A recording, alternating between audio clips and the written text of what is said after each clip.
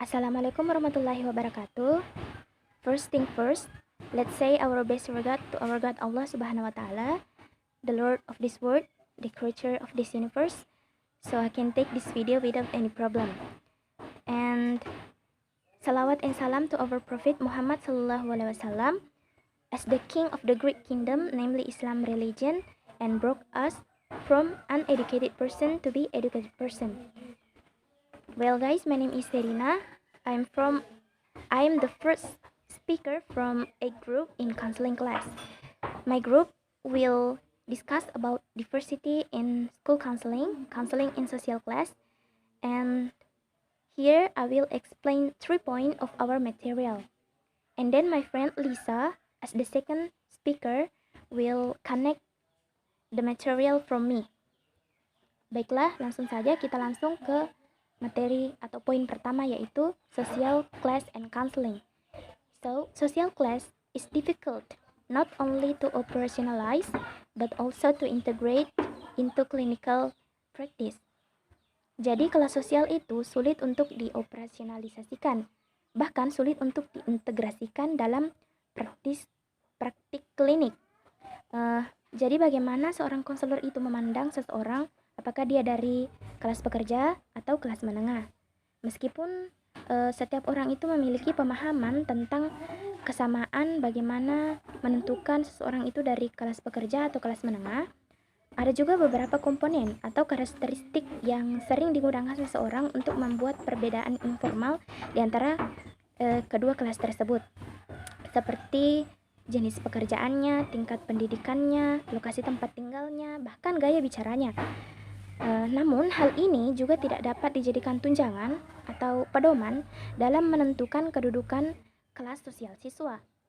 Nah, sebaliknya, konselor sekolah harus fokus tentang pandangan dan pengalaman subjektif siswa dalam menilai dampak kelas sosial dalam kehidupan mereka. Seperti itu. Lanjut poin kedua, limitation to our understanding of social class. Jadi batasan kita mengenai pemahaman kita tentang kelas sosial. Karena hanya ada sedikit penelitian tentang kelas sosial, jadi agak sulit bagi kita untuk memahaminya.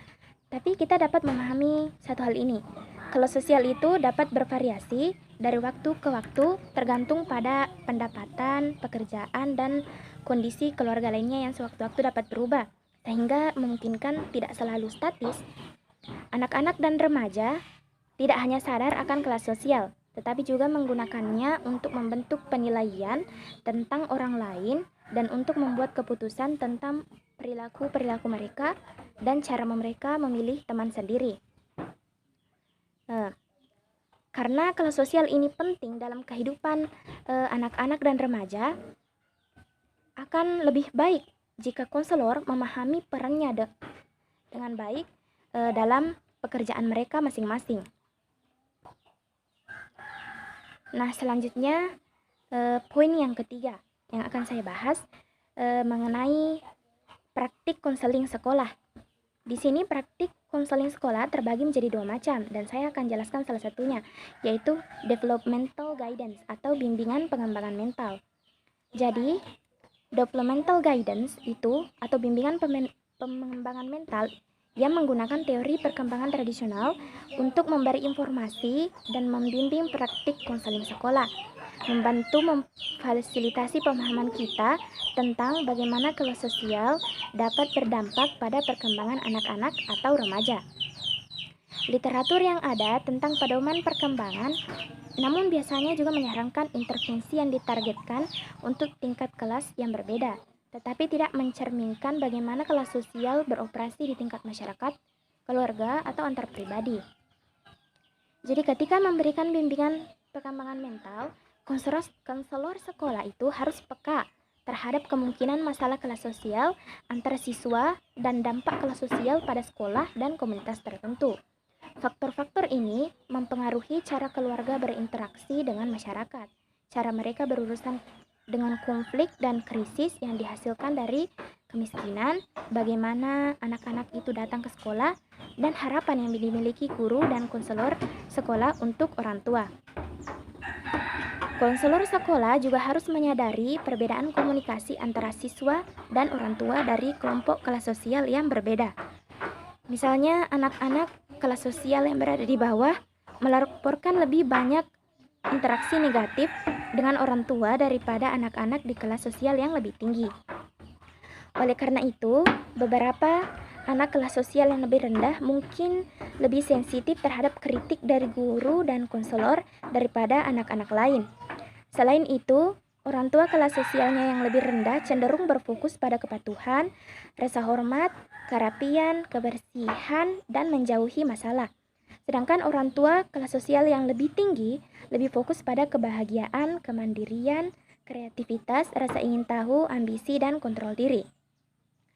Akhirnya, berbeda dengan orang tua dari kelas sosial yang lebih rendah, orang tua dari kelas sosial yang lebih tinggi mungkin beralasan dan menggunakan bahasa yang rumit dengan anak-anak mereka. Baiklah, mungkin cukup sekian yang dapat saya sampaikan dari materi. Selanjutnya mengenai praktik konseling sekolah, bagian kedua akan disambung oleh pemateri kedua yaitu Saudari Lisa. Jadi saya akan menghentikan penjelasan saya sampai di sini. Saya ucapkan thanks for you all because you still watch this video, my explanation until the end, and I'm really apologize if I make a mistake in my explanation or anything else. And then yes, just that. Thanks again. Assalamualaikum warahmatullahi wabarakatuh.